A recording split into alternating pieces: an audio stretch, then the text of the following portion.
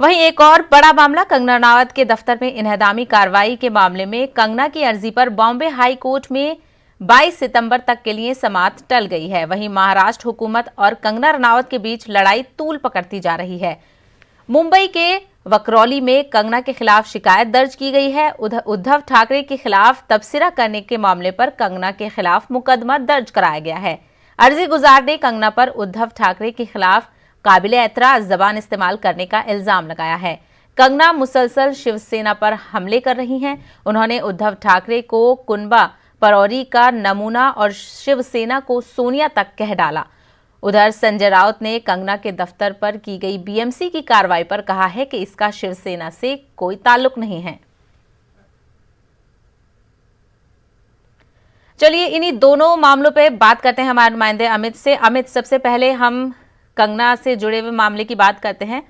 संजय राउत कह रहे हैं कि जो बीएमसी ने कार्रवाई की है उसका कोई ताल्लुक नहीं है शिवसेना से, जबकि जहां तक हम देख रहे हैं जो कंगना रनावत और संजय राउत के बीच में लफ्जी जंग हुई थी उसके बाद ही एकदम से बीएमसी की ये कार्रवाई होती हुई दिखाई दी।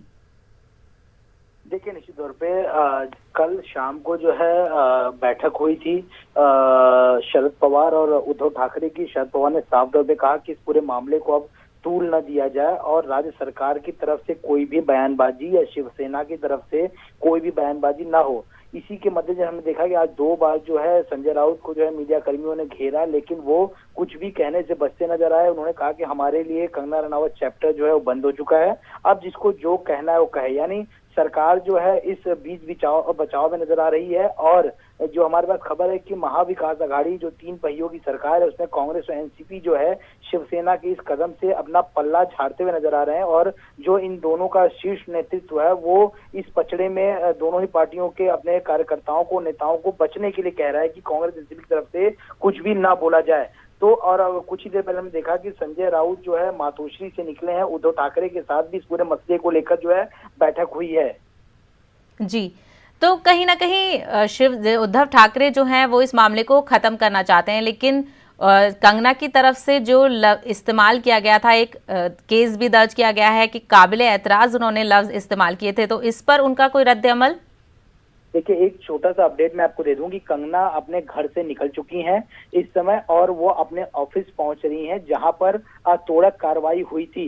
हमने देखा था सुबह उनकी बहन रंगोली पहुंची थी। रंगोली ने वहां के वीडियोस, फोटोज सब कुछ लेके अपने एडवोकेट को दिए थे, जिसको देखकर जो है हियरिंग हुई थी कोर्ट में। अभी कंगना जो है कुछ ही देर में अपने ऑफिस के लिए जो है पहुंचने वाली है। जहां तक आपने कहा शिकायतों की बात, तो विक्रोली पुलिस स्टेशन में और मलाड के डिंडोसी पुलिस स्टेशन, इन 2 पुलिस स्टेशनों में जो है जिस तरह से अभद्र शब्दों का प्रयोग मुख्यमंत्री के लिए किया गया है उसके लिए शिकायत दर्ज की गई। अभी तक मुकदमा दर्ज नहीं हुआ है, शिकायत दर्ज की गई है और पुलिस स्टेशन से ये निवेदन किया गया शिकायत देकर कि इस पे गंभीर मामला है और इस पे गंभीर जो धाराएं लगाकर इस पे मुकदमा दर्ज किया जाए।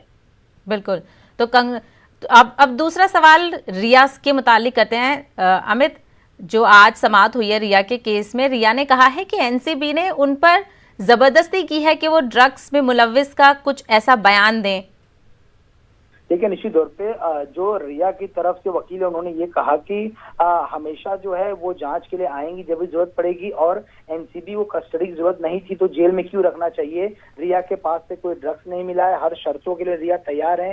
जेल में रहने से कोरोना की भी होने की संभावना है और जो भी आरोप लगाए गए हैं रिया पे सारे आरोप गलत हैं। उनके घर से ड्रग्स नहीं मिला हुआ और जबरदस्ती जो है सारे आरोपों को जो है लिखित जो है किया गया है।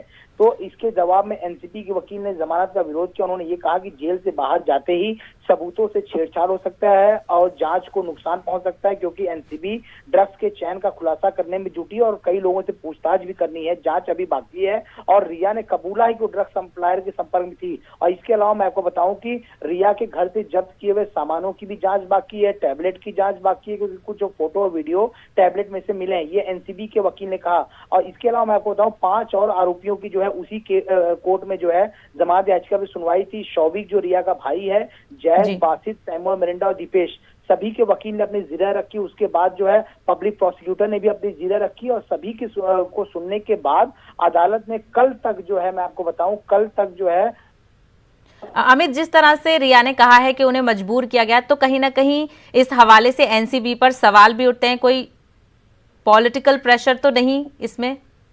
देखिए, निश्चित तौर पे अक्सर हर मामले में जो है जो आरोपी पक्ष होता है वो यही कहता है कि हमसे जो है जबरदस्ती बयान लिया गया। इसी मसले में जो जैद और बासित जो पहले आरोपी गिरफ्तार हुए थे, अमित, हम अपने नाजरीन को दिखा रहे हैं कि कंगना रनावत अपने दफ्तर पहुंच चुकी हैं। जैसा कि हमने दोपहर देखा था, उनकी बहन रंगोली चंदेल दफ्तर का जायजा लेने पहुंची थी और अब कंगना रनावत खुद अपने दफ्तर पहुंच गई हैं। जैसे कि आपने भी अभी थोड़ी देर पहले हमें अपडेट दिया कि कंगना रनावत अपने दफ्तर पहुंच गई हैं, तो इसके हवाले से और क्या कुछ तफसील? अपने ऑफिस को चूंकि ये बताया जाता है कि ये ऑफिस जो है उसको अपना घर भी मानती कंगना, और बहुत ही मन्नतों से जो इस ऑफिस को तैयार किया गया था। 48 करोड़ रुपए जो इस ऑफिस में लगाए गए थे बनाने में, क्योंकि जी बिल्कुल बड़ी मन्नत और जो है सुख सुविधाओं के आपसे दफ्तर को तैयार गया था। और जिस तरह से जो है बीएमसी ने तोड़ा कार्रवाई की है, उसके बाद कंगना बहुत आहत हुई। उद्धव ठाकरे का नाम लेके जो है उन्होंने बहुत सारी खरी खोटी भी सुनाई। लगातार ट्वीट के जरिए जो है ठाकरे भी उन्होंने कह दिया है। तो अब सपनों के मंदिर, उन्होंने कहा कि मंदिर है को। तो बिल्कुल अमित, हमारी आवाज आप तक सही तरीके से नहीं पहुंच पा रही है, लेकिन हम अपने नाजरीन को दिखा रहे हैं। आप सीधे तौर पर स्क्रीन पे देख सकते हैं कि कंगना रनावत कल मुंबई पहुंची थी और आज अब वो अपने ऑफिस पहुंची हैं, जहां पर वो हालात का जायजा ले रही हैं। बीएमसी ने किस तरह उनके ऑफिस पर कार्रवाई की, किस तरीके से जो उनका सामान है वो सब टूटा बिखरा हुआ नजर आ रहा है। कंगना रनावत खुद अपने ऑफिस की हालत का जायजा लेने पहुंची हुई हैं। आप सीधे तौर पर देख सकते हैं कंगना रनावत के साथ उनकी बहन भी मौजूद हैं और कुछ और भी उनके साथ लोग मौजूद हैं जो पूरा ऑफिस का जायजा ले रहे हैं, किस तरीके से बीएमसी ने कार्रवाई की।